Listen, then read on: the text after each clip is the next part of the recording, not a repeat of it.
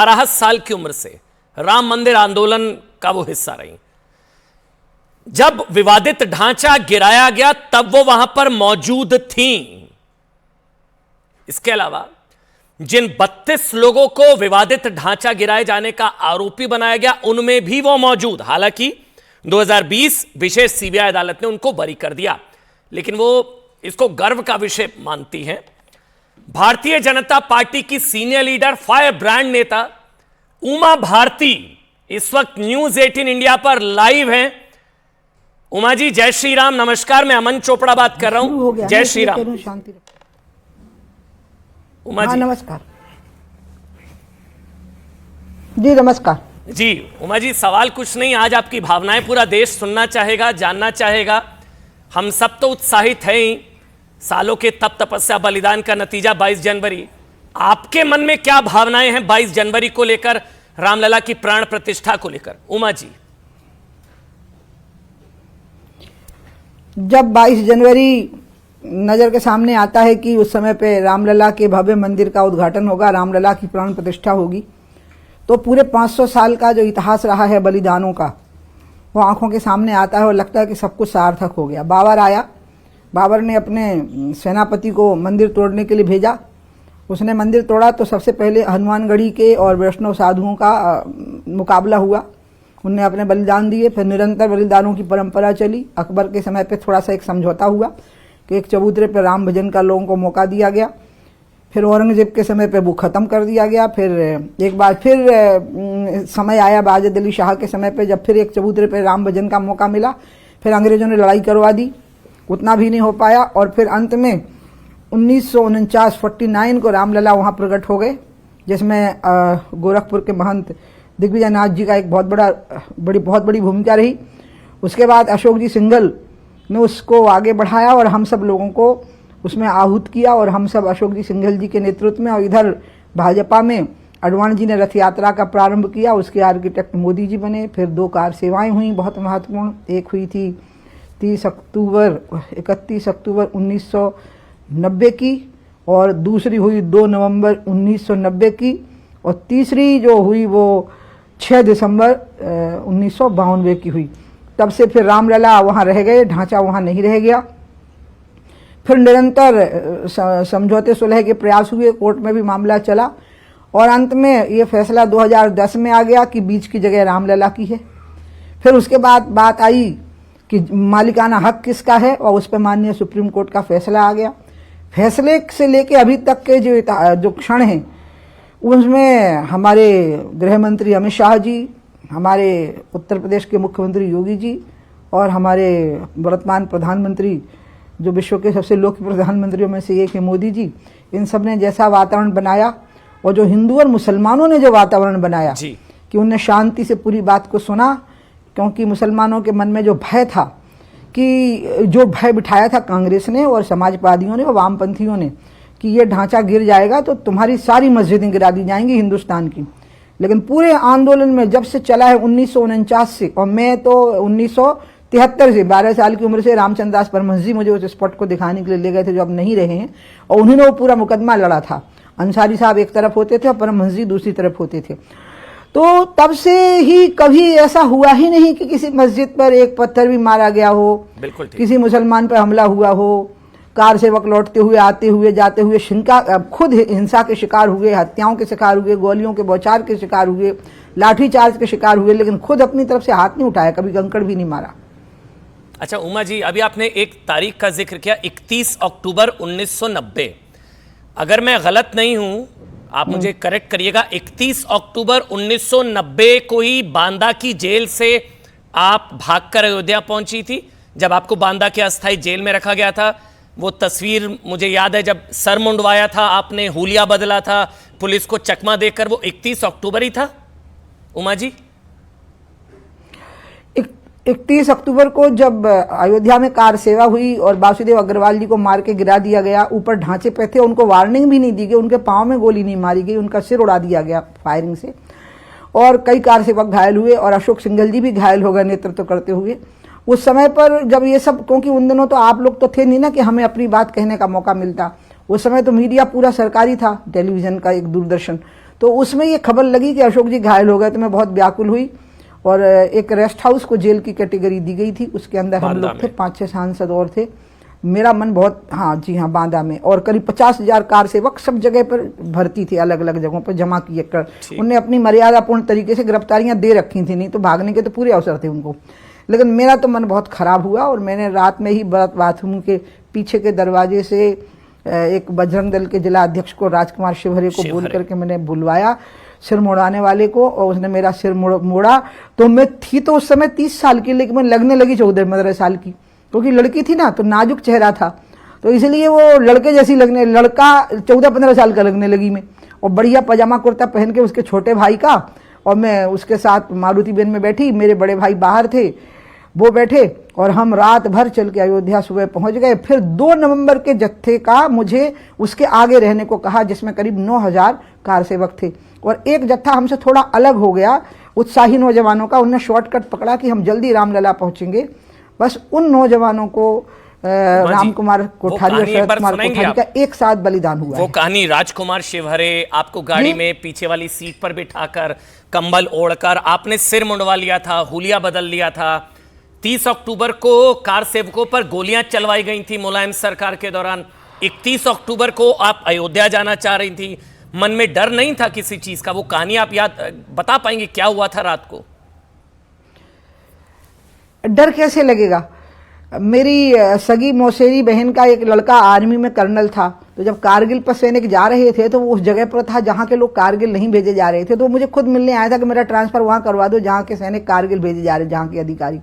तो उस समय ऐसा हो जाता है कि आप बलिदान देना चाहते हैं, तो कहाँ से डर लगता है? जब एक व्यक्ति को केसरिया पताका लिए हुए ऊपर से गोली मार के नीचे गिरा दिया गया, विवादास्पद ढांचे थे, अशोक जी हमारे जो नेतृत्व कर रहे थे वो घायल हो गए हैं, तो मुझे मौत का भय कहाँ था? मौत तो मुझे अपनी मुट्ठी में बंद लगती थी।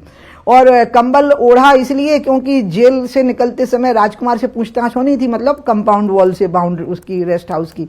उसके बाद तो आप जो सुनोगे मुझे यकीन ही नहीं होता आज तक कि ऐसा हो सकता है क्या कि पूरे उत्तर प्रदेश में कर्फ्यू था, लेकिन हम जितने बैरियर हमें रास्ते में पड़े थे, बांदा से लेके और अयोध्या तक, सारे बैरियर हम अपने हाथ से उठाए थे, क्योंकि दोनों तरफ पुलिस वाले सो रहे थे। तो आपने सर मुड़ा लिया था उस वक्त? पूरा एकदम सफाचट। और जब मैं पहुंची अयोध्या जी में, मणिराम दास जी की छावनी में, तो वहां पर पहले तो लोगों की समझ में नहीं आई कि कौन उतर रहा है मारुति बेन से। जब नजदीक से देखा कि ये तो मैं हूं, तो वहां तो भारी भीड़ थी, 50-60 हजार लोग जमा थे वहां पे। तो एकदम चिक्कारा सा भरा उन लोगों ने जय श्री राम का, और सब मुझे ले गए मंच के ऊपर। तो जो पत्रकार थे अयोध्या में जो मौजूद थे, उनने पूछा कि हमारे हिसाब से तो आप बांदा की जेल में हैं। तो मैंने कहा आप बांदा के एसपी और डीएम से पूछो। अच्छा मैं कहाँ हूँ? तो उन्होंने, उनको फोन लैंडलाइन था ना, मोबाइल तो था नहीं, तो उन्हें एसटीडी कॉल लगाया कि उमा भारती जी कहाँ हैं? बोले जेल में है। तो उन्होंने कहा देखो पता लगाओ, अब यहाँ की पुलिस से, वो यहाँ बैठी हुई है मंच के ऊपर। हाँ, फरार हो गई हैं और यहाँ पर हैं। हमें नहीं डर लगा था, लाठियों और गोलियों का तो कोई आप यकीन करो, न्यूज 18 वालों के माध्यम से जो भी सुन रहे हो, आप विश्वास करो मैं जो कह रही हूँ आपको, क्योंकि मैं खुद अयोध्या जा रही, मुझे न्योता बहुत पहले आ चुका है। जी। मैं आपको यकीन दिलाऊंगी कि मुझे बहुत दिनों तक अपने जिंदा रहने का अफसोस हुआ। बहुत, मतलब मैं एक गिल्ट से, एक अपराध बोध से ग्रस्त हो गई थी कि मेरा बलिदान क्यों नहीं हुआ 2 नवंबर को अयोध्या में, और बहुत मुश्किल से उभरी थी मुझसे। मतलब आप कह रहे हैं कि अगर आपको राम मंदिर के लिए अपनी जान भी देनी पड़ती तो आप तैयार थी? तो जान तो जान ही है ना, एक दिन अस्पताल में मरेंगे, पलंग पर मरेंगे, इससे तो अच्छा है कि अयोध्या की गलियों में अपने ही खून में नहा करके मर जाते तो ज्यादा अच्छा था। पवित्र, मेरी पीढ़ियां पवित्र हो जाती हैं। आप सब लोग जो नाम मेरा सुनते तो आपको भी अच्छा लगता कि हमारी दीदी भी ऐसी थी, पूरी दुनिया को यही लगता, और मुझे भी लगता कि मैंने अपनी माँ की कोख को धन्य कर दिया। आपने गोलीबारी का जिक्र किया, 30 अक्टूबर 1990 कार सेवकों पर गोलीबारी, वो सबसे काला अध्याय, वो सोचकर आज भी बुरा लगता है। और उसके अगले दिन ही आपने सर मुंडवाया और आप पहुंची ये बुरा लगता है। जी। बुरा ये लगता है कि उन लोगों ने वार्निंग भी नहीं दी थी जब गोली चलाई। उस दिन भी नहीं दी थी जब मैं नहीं थी अयोध्या जी में, लेकिन लोग तो मारे गए थे। उस दिन भी 2 लोग मर गए थे। लेकिन उन्होंने चेतावनी नहीं दी नहीं थी कि नीचे उतरो, मतलब उनके पाँव में गोली मार के गिरा सकते थे नीचे, उनके सिर में खोपड़ी में गोली मार दी थी। इसी तरह से उस दिन 2 नवंबर को भी मेरे जत्थे पे तो सिर्फ लाठीचार्ज और अश्रु गैस हो पाया था, और मुझे पकड़ना था इसलिए आगे से खींचना था, तो मुझे घसीटा तो बहुत कस के था। सीआरपीएफ की लेडी बटालियन पहुंची थी लेडी डीएसपी के साथ में, और वो करीब 500 मीटर घसीटा मुझे अयोध्या थाने तक ले जाने के लिए। उसमें तो जरूर मैं खून मतलब से सन गई थी अपने ही खून से, खरोंचों के कारण, और कपड़े फट गए थे, वो खून और मैं सब धूल जब मिला जुला एक हो गया था। लेकिन इधर दूसरी गली में तो बहुत मरे थे लोग, हनुमानगढ़ी के पास वाली गली में। तो मैं आज भी सोचती हूँ कि उन पर ट्रायल नहीं चला, मर गए अब वो लोग, तो क्या नाम लूँ उनका, मुलायम सिंह का, एसएसपी सुभाष जोशी का, और लोग वार्निंग नहीं दी थी किसी ने भी, उनको बिना वार्निंग के छातियों में गोलियां मार दी गई थी, और आज तक ट्रायल नहीं चला साहब। और मैं कई बार सोचती हूँ कि वो जो एक प्रोफेसर साहब थे जिनको फांसी दी गई थी कश्मीर के जो पार्लियामेंट में जो हमला हुआ था, वो आज तक अफजल हम शर्मिंदा हैं तेरे कातिल जिंदा हैं, वो नारा आज तक लगता है। तो हमें भी लगता रहा कि राम शरद हम शर्मिंदा हैं क्योंकि तुम्हारे कातिल जिंदा हैं। अब वो सरकारें बनाते रहे, वामपंथियों ने कुछ नहीं बोला, कांग्रेसियों ने कुछ नहीं बोला, बल्कि नारायण दत्त तिवारी ने समर्थन दे दिया उनको, मुलायम सिंह को, और सरकार चलने दी उनकी कांग्रेस के लोगों ने। कुछ लोग तो कहते हैं कि कोठारी बंधुओं को भी हनुमानगढ़ी के घर से निकालकर गोली मारी गई थी। नहीं, घर से नहीं निकाला गया था, बिल्कुल गली में जा रहे थे, हनुमानगढ़ी की तरफ बढ़ रहे थे, जोशीले नौजवान थे, गोलियों की परवाह नहीं कर रहे थे। पहले एक भाई के सीने में गोली लगी तो दूसरे भाई ने बंदूक पकड़ ली सिपाही की, जो मुझे चश्मदीद लोगों ने बताया ना, बाद में जेल में तो सब मिले, तो उन्होंने बताया कि दूसरे भाई ने कहा क्यों मार दिया मेरे भाई को, तो उसको भी गोली मार दी उसने। ये कहा जा रहा है कि बलिदान हुआ है अयोध्या की तरफ, गलियों की तरफ जाते हुए। उमा जी, ये बलिदान, तप तपस्या, सालों का संघर्ष।